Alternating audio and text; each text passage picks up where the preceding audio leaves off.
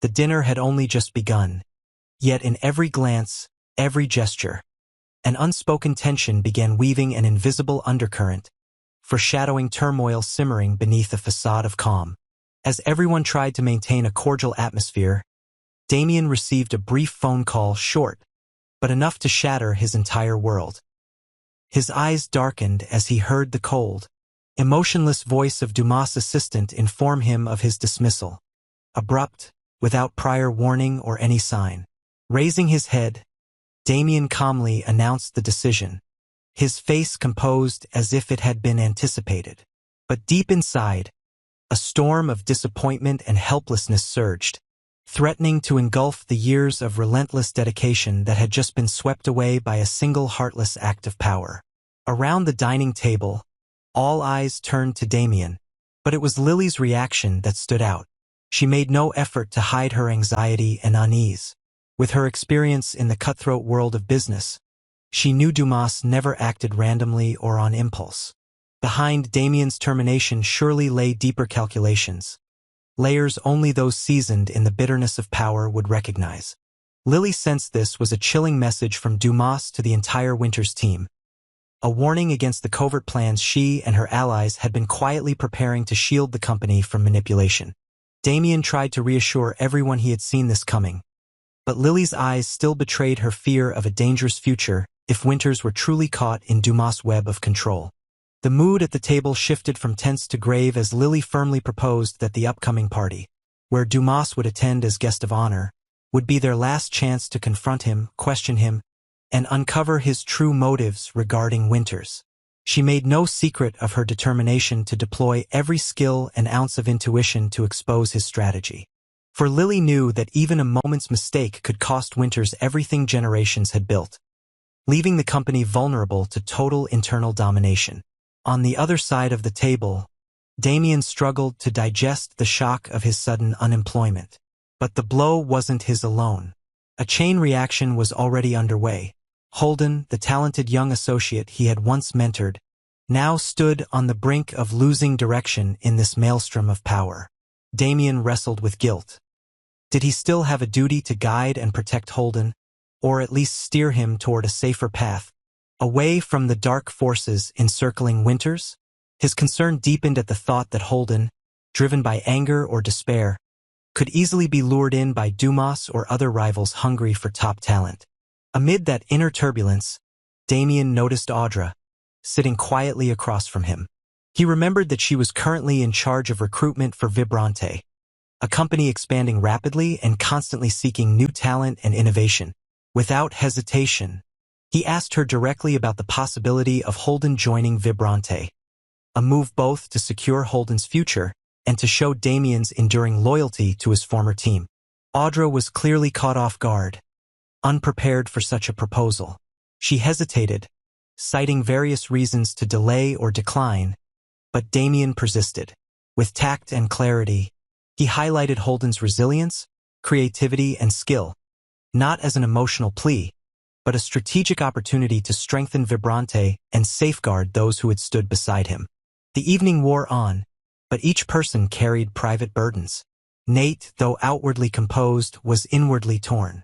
He wrestled with the blurred lines between work and emotion, loyalty to Winters, his growing care for Audra, and his own ambitions.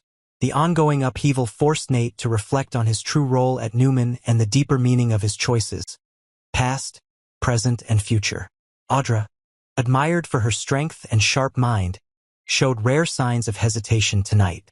The recent shifts within her old circle, the pressure to make smart hiring decisions, and the risk of internal strife if the wrong person was brought in all weighed heavily.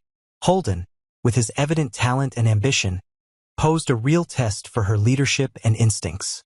Audra understood that if Winters truly suffered a major shakeup, Vibrante wouldn't escape the aftershocks. In the interconnected world of finance, no movement was isolated.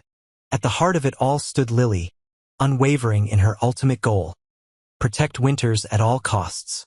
The fear of the company falling into the hands of someone like Dumas had grown larger by the day, piling pressure onto her shoulders. She knew a single misstep could bring down her reputation and her family's legacy in an instant. The fierce determination in Lily's eyes became an unspoken source of strength for those around her, even as they sensed the burden she bore. In another corner of the room, Cole blended into the group with practiced ease. He smiled politely, engaged in small talk, but his persistent coughs, pale complexion, and worried eyes didn't go unnoticed. He repeatedly reassured everyone that it was just a cold, that seasonal weather had worn him down. But Victoria's eyes, ever sharp, noticed everything. From Cole avoiding cold dishes, his distracted response to future plans, to the way he nervously fidgeted with a handkerchief in his pocket. Adam, too, sensed something was wrong. His natural sensitivity to emotional shifts told him Cole was hiding something far more serious than a cold. Yet Adam chose to steer clear of trouble, instead pulling Chelsea into a quiet dance, searching for peace amid the Newman storm. But even as he laughed and spun Chelsea around, his gaze lingered on Victoria and Cole, wondering what other shock the night might bring. Despite his detachment, Adam couldn't ignore the growing signs. Seeing Victoria wear down with worry stirred something in him. When Cole stood alone in the corner, Adam couldn't resist approaching. The deeper into the night they went, the more Cole struggled to hide his fatigue. His hands clenched, throat dry, eyes lost. At moments, he seemed on the verge of confessing something, only to smile weakly, hoping others would believe the just a cold story. Victoria's intuition, honed by life's trials, told her not to let this go. She silently observed Cole's every movement. His gait, his anxious glances, his labored breaths. Her mind conjured worst-case scenarios, especially when he stood too fast and nearly stumbled. The growing fear urged her to uncover the truth before it was too late. Then, at the peak of tension, the room froze with a sudden sound. Cole staggered, paler than ever, eyes unfocused, and collapsed to the floor in shock and horror of those nearby. Victoria sprang forward, screaming for help. Adam, still close, was the first to react, applying every first-aid skill he knew.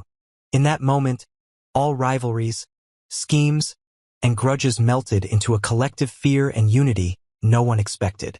Cole's collapse was a wake-up call, rendering all prior calculations meaningless. Victoria was overwhelmed with dread, questioning whether Cole had been hiding something deeper. Adam, too, couldn't help but suspect foul play. Was it health? Or had someone deliberately harmed him? One by one, people were drawn into a whirlpool of doubt, worry, and even reconnection in the face of shared crisis. The Newmans' evening had transformed into a test of conscience, forcing them to choose between apathy and responsibility, power and humanity, the past and an uncertain, rapidly shifting future. The seconds after Cole fell felt endless. Victoria trembled beside him, trying to stay calm but crushed by helplessness. Adam knelt, checking his breath and pulse, directing others to clear space for air. Nate rushed over to help, joining Adam in makeshift emergency care. Shock rippled through the room, some unable to hold back tears. Lily, usually so brave, now clung to Victoria's shoulders, feeling her own heartbeat race in fear.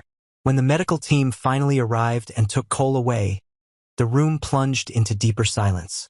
All the talk of power, politics, and rivalry faded, replaced by shared worry over Cole's condition. Victoria never left the hospital's side, eyes locked on the ER door. Adam stood quietly behind her like a pillar of strength, while Chelsea silently offered her hand for support.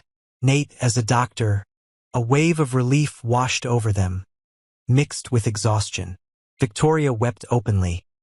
Adam, ever composed, couldn't hide the emotion in his eyes. Yet the initial findings brought more concern. Cole showed unusual symptoms, not just a simple cold, but signs of something more complex, possibly serious.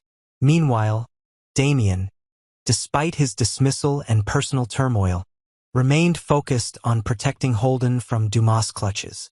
He contacted Audra again, not only to inquire about an opening at Vibrante, but also to warn her about the traps Dumas might set at the upcoming event. Audra, uncertain, was visibly shaken by Damian's earnestness.